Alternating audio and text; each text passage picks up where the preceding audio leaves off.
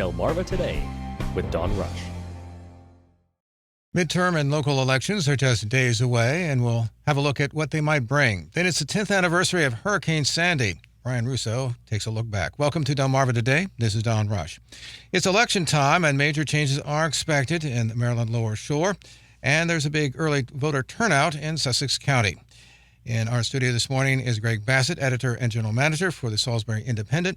And on the phone with us is Susan Canfor, reporter for Coastal Point. Welcome to the program. Hey, Don. Thanks for having me. So, Greg, I want to turn to you and the top job in Wicomico County, the county executive. Now, John Pessota, of course, lost his bid to be elected to that job, and he's going to be replaced either by the Republican candidate, Julie Giordano, the Democratic candidate, Council Member Ernie Davis, or the Libertarian candidate, who is Mir Boda. He's the vice president of the Salisbury City Council. First of all, overall, how do you see this race developing? Yeah, it's really getting intense here at the end. As things happen these days, social media is where a lot of the action is happening. I remember the old days when letters to the editor were the way to rally people at the end. But there's been lots of attacks and attacks on social media that could, alienate or lock in some votes. You mentioned Pessota. Just to be clear, he was the county administrator, an appointed position. He was elevated to acting county executive. He ran as Republican in the primary, lost to Julie Giordano, so he's out of the picture. And you're correct. We've got three very different candidates with very different visions on many issues, vying to be the next county executive. I want to turn to Julie Giordano because she has these ties to Dan Cox, endorsed by him. Cox won this area by something like 30 points, as I understand it. And she's also attempted to sort of endear herself, it looks like anyway, with Donald Trump, visit down to Mar-a-Lago. On the other hand, I understand she's tried to reach out to business types. What's going on here? Yeah, very correct. The Mar-a-Lago thing is the latest, newest development that has people scratching their heads to a degree. Not so much that she went down there. It was a fundraiser for Dan Cox. It was held at Mar-a-Lago. President Trump did attend. He spoke. But the news that was interesting was that she used campaign funds to pay for the trip. Now, there's nothing illegal about that. It's a campaign event. She's campaigning, but the reporting found that Maryland Matters actually reported it, and it's in our paper today, this week, that she did that, spent about $3,000. She and Nicole Ackley, who's a current member of the Wicomico County Council, went down there for the day. And it's just people were kind of surprised by that. We have a photo in our paper from social media this week of her at the event. So she's certainly a Trumper. She has said to me in the interviews on PAC 14 that she supports Donald Trump, that she's a Republican through and through.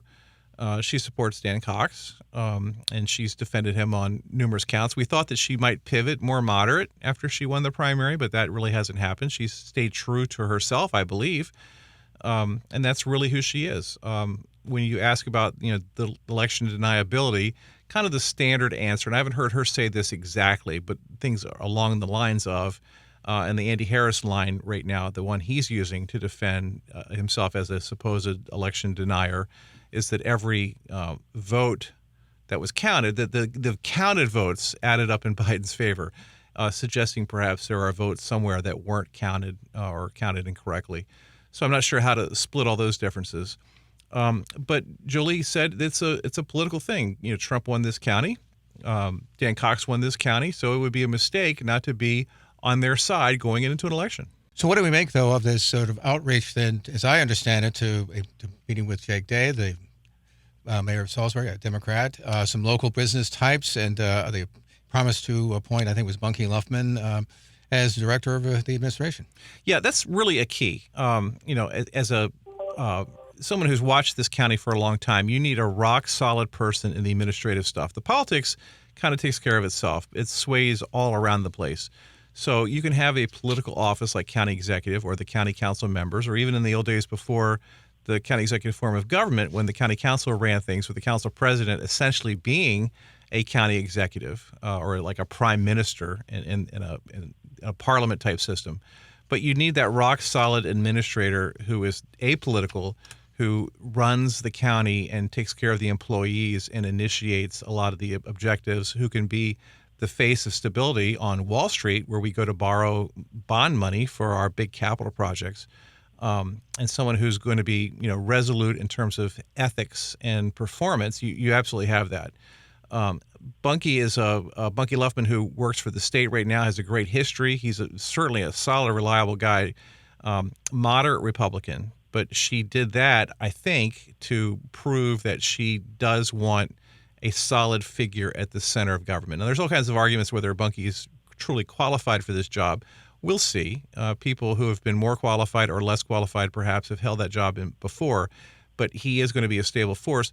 One thing that no one really has talked about is the council's their feelings kind of get hurt on stuff when things are done outside of their purview. So they have to agree to his nomination. They have to vote to support him, and we'll see how the county council aligns on that. It looks like now, if you read the tea leaves, it will be a 4-3 or 5-2 Republican majority on the county council. But will they be bothered that she just made this appointment in an election tactic without either consulting them or getting their permission first? That's never been done. Before we get on to Ernie Davis, because Maryland Matters seems to indicate that there's some divide within the Republican Party.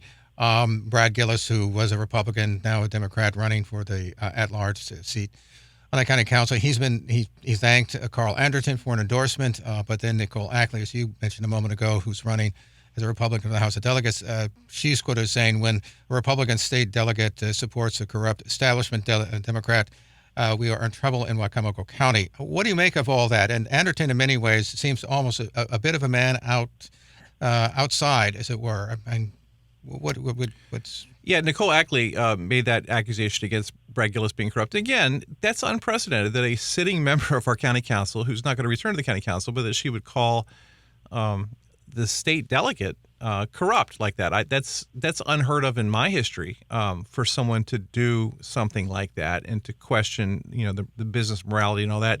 But Gillis has been upfront about this. He's from a Republican family. His dad was a Republican. They're Republicans, but January 6th turned him in a different direction, as it did a lot of moderate Republicans. Now, we've talked to Julie about this, and actually James Wynn, who's running with Julie against Brad for county council. I asked him, well, are you part of the new Republican Party? I asked him this on television, and he didn't seem to understand the question. He said, there's just one Republican Party. There's not a new Republican Party.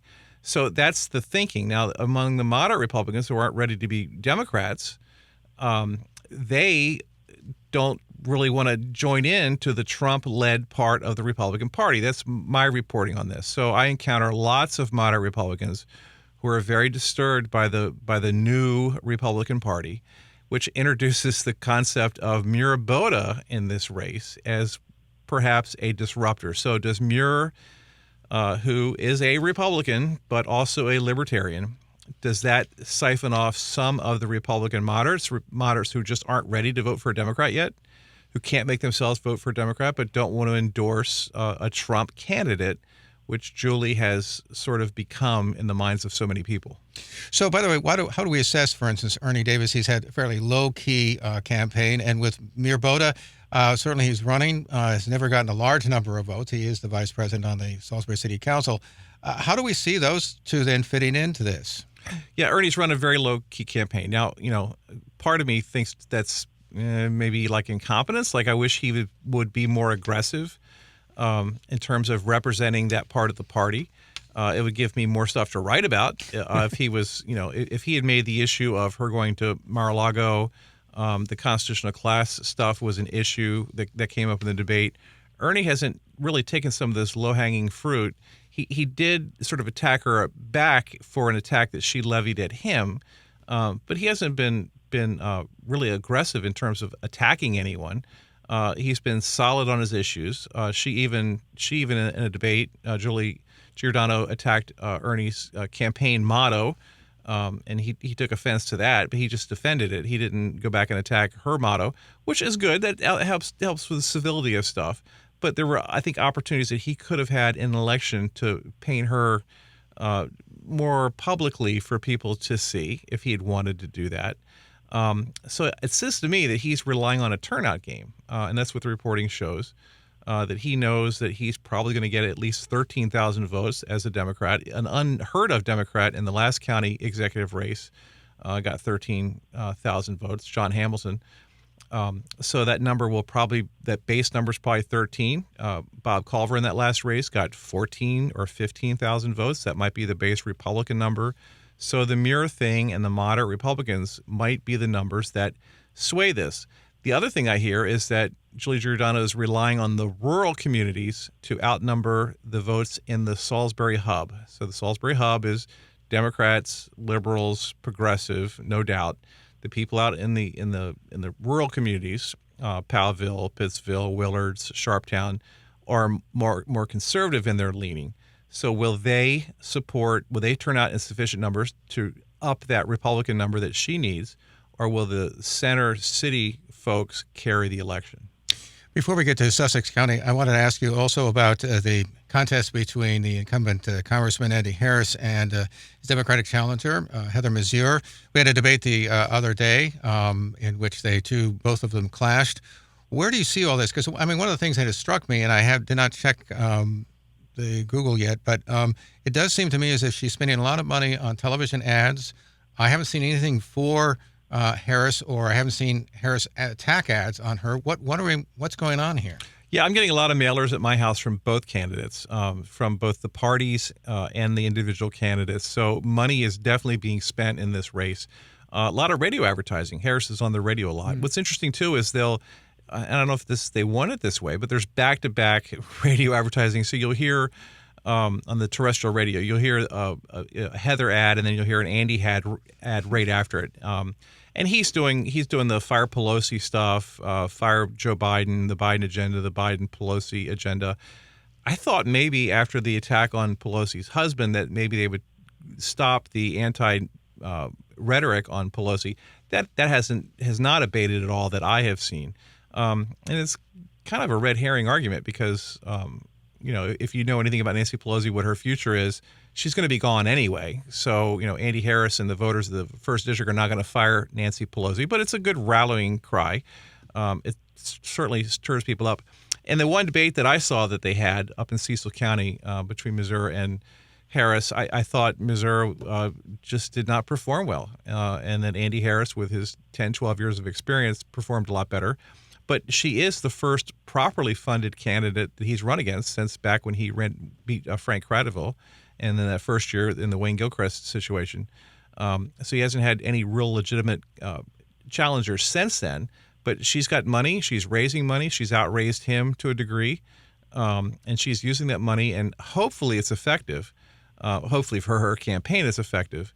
But I don't really see that she has a path to win unless she gets tremendous turnout. Because one of the things, as a matter of fact, when I sat down and watched the debate myself, and one of the things that struck me was that Harris, on the one hand, obviously had these broad brushstrokes attacks on Biden and Pelosi and so on, and sometimes they seem to go beyond whatever the facts of the issue were. She seemed to be much more wonky, to use a word, not to be pejorative about it, where she had her little list of things that she wanted to do.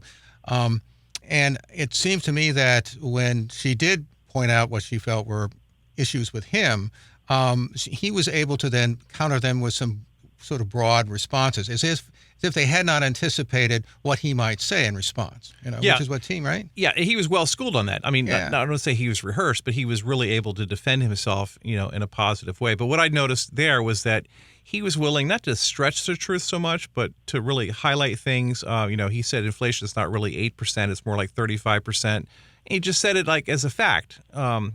And it was funny, he has a mailer that I just saw yesterday in which he lists various items in the grocery stores. And, he's like, this is not 8%. This thing is up 20%. This is up 30%. This is up 15%. I don't know how to verify that stuff. I don't know what store he's shopping at. I'm not seeing that in my grocery store, but maybe I'm misguided on that. But she kind of let it go. So the exaggerations kind of continue and they take root. And she might have been more aligned with factual stuff and wasn't able to kind of exaggerate the situation. And you could argue forever in terms of civics and government whether, the congressperson for the First District of Maryland has any impact on inflation at all. And you could also argue, do the Republicans have a plan for stopping inflation? She could have made those points, and she didn't. She let the inflation argument just sort of carry, and I think Andy won on that argument.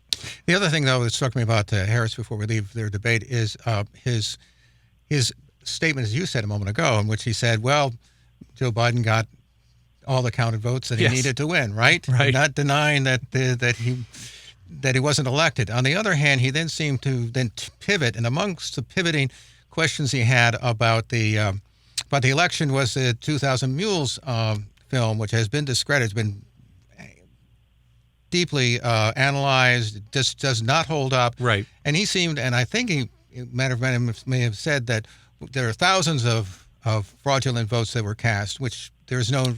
Yeah. And why? I mean, I guess one of the questions I had was, why go that far? Why not just say, well, we need to say have more transparency or something, rather than like reach just one too far? I mean, he lost me there, I'm afraid. Yeah, he did the line, like, anyone thinks the election wasn't stolen, they need to watch the movie, the video, the Mules thing, which Tucker Carlson has advocated for.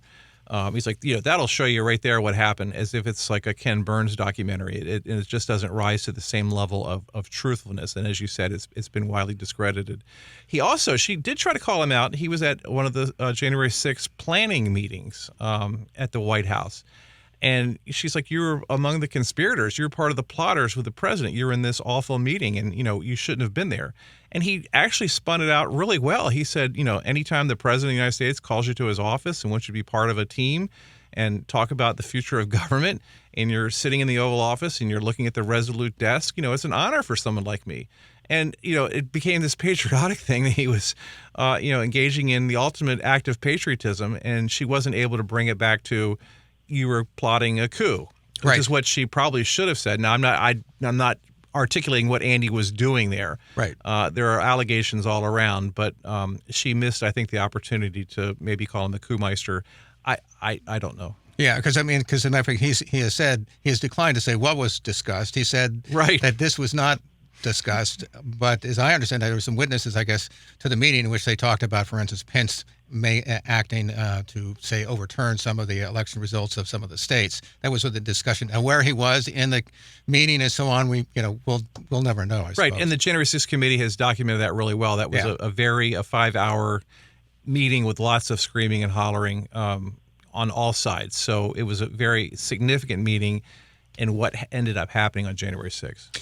Susan, I'm going to turn to you, and you've got some local elections there, particularly Sussex County seats. You got John Riley, who easily beat his challenger, also in District 4, Doug Hudson.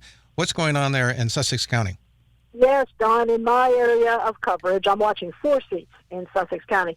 State Representative Rich Collins, who represents District 41, and he's being challenged by Joseph D. Pasquale, who's a newcomer. Republican Sussex County Sheriff Robert Lee, who's also being challenged by a relative newcomer, James Brittingham. Republican Sussex County Councilman John Riley, who you're right, is being challenged by Billy Edwards, who's an absolute newcomer and hard to find. I couldn't even get him on the phone to talk to him. And Republican County Councilman Doug Hudson on the ballot opposing newcomer Nathan Mitchell, who's a retired Sussex County employee.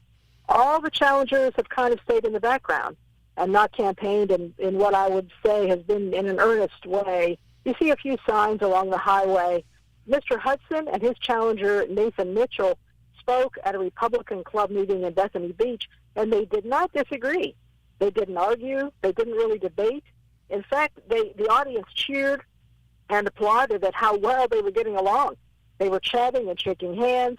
Mr. Mitchell brought really robust cheers when he said, "I haven't heard one bad word from Doug Hudson, and I don't think I will. In fact, I think we're related." So the issue at that meeting really was more that they were getting along, that, the audience was so happy to see them not arguing and backbiting, but getting along as gentlemen, and both saying that they'll do what's best for the constituents if they win. As far as the issues go, rapid development that many longtime residents and newcomers to the area do not like, outspokenly do not like, is one of the major issues in this election. Roads have to be improved to accommodate the traffic. Councilman Riley told me there has to be adequate funding for first responders and public safety. And DelDOT, that's the Delaware Department of Transportation, has to put the money into these road upgrades that they say they will. I was not able to reach Billy Edwards, as I said. That's the gentleman who's running against John Riley. Mr. Hudson has a long career as a Delaware state trooper. One of his major issues is public safety. He has called public safety the most important aspect of any government body. He's also concerned about how to use land, as land is so quickly developed into housing communities in Sussex County, especially near the beach. He wants a balance between the growth so that the rural character of Sussex County and the coastal character balance. And, the coastal area, of course, that's the biggest draw. That's why people come here to begin with. And he wants to see that character maintained. He also likes the idea of buying land and having the county buy land and preserve it so that it can't ever be developed. His opponent is Nathan Mitchell. They both spoke at the 38th District Republican Club meeting, and Mr. Mitchell is kind of an Eastern Shore drawling, tall man, and who came in a flannel shirt and running shoes and a baseball cap. And he was very honest. He said, "Look, I'm new to politics. I don't know the ins and outs, but I don't have the answers. But I know we have to do something about this development, and I'm willing to learn, and I'm willing to listen to the public." Running for sheriff is Sheriff Lee, who is finishing his second 4-year term right now. He will most likely defeat James Brittingham. Interestingly, Mr. Brittingham, his challenger, told me yesterday, I think, when I talked to him, that he wants to see that position of sheriff become an appointed position, not elected as it is now, but appointed by the Sussex County Council. He said that's necessary to remove the partisanship from the office of sheriff. And the last one is Representative Collins. Rich Collins, who's also very likely to win another term. When we talked, he told me his constituents like him because he's accessible. He calls them back. He hosts public meetings that he calls coffees regularly. He said he doesn't use political jargon. He reaches out to constituents on a personal level. He is now a small farmer, and he understands the issues faced by farm families. He told me, when I make a promise, I keep it. For example, I ran on not voting for more taxes, and I've never voted for a tax increase. So that's the preview, Don. The election is Tuesday, and Coastal Point will have all the results posted quickly afterward, after the polls close at 8 o'clock Tuesday. I wanted to ask you about development, because I read this in your story itself, where Hudson disagreed with Mitchell about changing the zoning to 1 acre per house, saying that it would cut property owners' land values in half. What's the issue there? That was something I think that Mr. Mitchell brought up. Everybody in the audience was saying, well, what are the issues? What are the issues? And he said, I don't really know. I'm new to this. I'd have to find out. And one woman in the audience said, well, what would you do? You're supposed to come here with answers. What would you do? And he kind of shrugged and said, well, how about putting 1 house per acre? So he kind of threw it out there. I don't think it was really well thought out, the way it was presented. And then when Mr. Hudson got the microphone, he said, really, we can't do that, because if we do that, we'd be taking away from the property, from the land property, the property value of the property owners. But I don't think it was ever really it was serious. I think it was him being urged by the audience to say something, because he really came empty-handed, as far as solutions. Very nice man. I really liked him. I don't need to disparage him in any way, but he really was not prepared, and he really didn't really have anything to say as far as the issues go. Well, let me ask you this, because development has been a real issue, and some people suggested that the voters might express their displeasure at the ballot box. It does not seem, however, what we're looking at least at this point, that's going to have much effect, at least this time around. Am I reading that right? Yeah, I think you're exactly right. I don't think so. I think they do what they can. Mr. Riley and Mr. Hudson both are council members. They both do what they can. They've told me repeatedly that we can't vote against everything that people want to build. When they own property, they have a right to build on it. And as long as they follow all the regulations, put forth by the Planning and Zoning Commission, they can build on it. And there's only so much we can do. So really, they'd have to change it at a deeper level to be able to stop the development. The development is so fast, it's coming so fast in Sussex County, that I really don't think there's much they can do to stop it right now. And it's a major concern. You're right. It's a big concern among the constituents. Greg, I want to turn back to you. Board of Education. We have the Delmarva Parent-Teacher Coalition. They have their candidates that they're recommending, including Darren Lombardo, Kristen Hazel, also Susan Beecham, and Jake Blank. How do we assess their impact on what's going on? I mean, there aren't any polls, but... Right. There's no polls. I guess we're going to watch the at-large races. So Lombardo and Hazel are the two at-large candidates of 4. The other 2 candidates are much more moderate. One is a Republican, very moderate Republican. It's a nonpartisan race. The other is a Democrat, who you could argue is a liberal progressive. And then you have the Hazel and Lombardo thing. That debate, and we kind of soft-sold it, I think, last week, because the reaction that I've gotten as I've gone around the community in the past several days from that debate was people were really stunned by it because the tone was very angry and aggressive. And it just sort of seemed to me like what's been going on at the school board normally here for a while. But Lombardo grabbed the microphone and went to the middle of the stage and made a big speech at the end, and that seemed to affect a lot of people. What was said was nothing new from what we heard, but again, it's going to be this thing where the voters will they really have a concern over the changes in the schools and some of the arguments that have been articulated, perhaps exaggerated, as we talked about before, on the part of the coalition, or will the more so-called reasonable traditional values hold on this thing? When you look at the total numbers, the percentage of people who have kids in school, is low, and that's always been an issue in Sussex. They have trouble getting capital things approved because none of the residents up there have kids in school. It's because it's a senior population. That's happening more here in Wicomico. So the people that are motivated to vote in Wicomico want to keep taxes low, so they don't want to necessarily fund the school board. That's one of their issues. But funding hasn't really been the issue so much as the curriculum, and it's become a social issues battle with curriculum. I don't know what's going to happen. I don't know that anybody knows what's going to happen, but that at-large vote is going to be the most significant, the biggest indicator of what could happen. Well, let me ask you, because we have, under the traditional learning, there's been attacks on, obviously, critical race theory, which isn't taught in the schools, although some suggest that there's some curriculum behind it. The LGBTQ community, particularly celebrating it and perhaps banning some books as an example. When they're sitting on that Board of Education, how much control do they have over that curriculum? They have a good deal of control but there is a curriculum committee, like a panel that's appointed by the school board, and it's people who are experts in this as well as regular citizens. So they would have impact in terms of who gets appointed to that. Now, I've never done the minutia on how those things are decided or what they're voted, but then, of course, there's a lot of state mandates. There's very rigid rules that the state imposes. So you don't have a county that will teach, creationism as opposed to Darwinism. So that can't be permitted. But sometimes you'll see in other jurisdictions where they've forced a training of both ideas, creationism and Darwinism. So we're going to end up having some of those arguments perhaps on the school board if some of the coalition people get in there. But they're going to be a minority, I assume.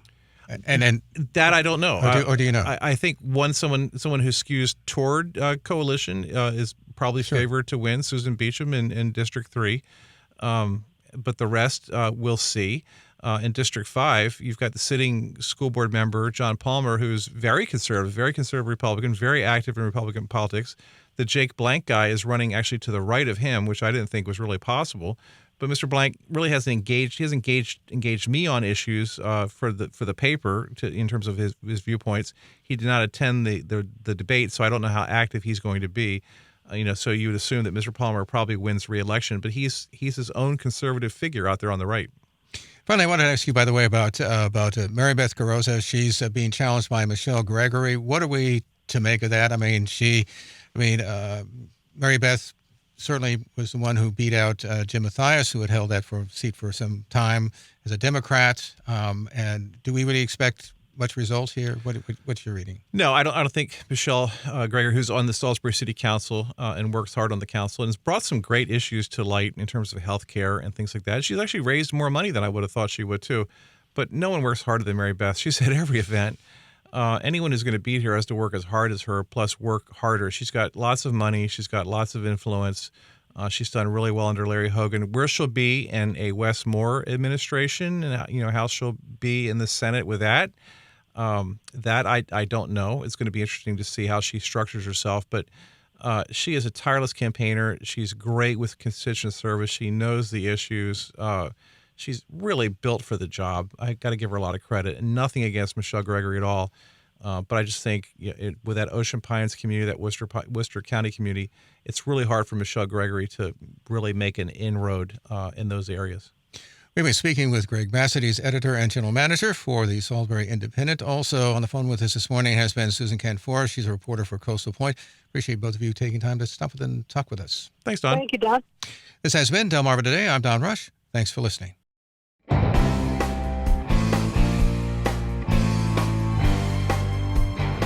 Delmarva Today with Don Rush.